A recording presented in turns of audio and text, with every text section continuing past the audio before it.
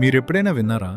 1500 మంది జనాభా ఉన్న ఒక ఊరు కేవలం ఒకే ఒక్క రాత్రిలో గాలిలో కలిసిపోయిందంటే? రాజస్థాన్లోని కుల్దారా గ్రామం వెనుక ఉన్న ఈ భయంకరమైన మిస్టరీ వింటే మీరు రాత్రి నిద్రపోలేరు. సుమారు 200 ఏళ్ల క్రితం వరకు ఈ ఊరు చాలా కళకళ్లాడుతూ ఉండేది. కానీ ఒక రాత్రి ఆ ఊర్లో ఉన్న పాలివాల్ బ్రాహ్మణులందరూ తమ సామాన్లతో సహా ఊరిని వదిలి వెళ్ళిపోయారు. ఆశ్చర్యం ఏంటంటే వాళ్ళు ఎటు వెళ్లారో ఎక్కడికి వెళ్లారో ఇప్పటికీ ఎవరికీ తెలీదు. వెళ్ళేటప్పుడు ఆ ఊరిని శపిస్తూ వెళ్లారట. ఇక్కడ మళ్ళీ ఏ మనిషి నివసించలేడు అని.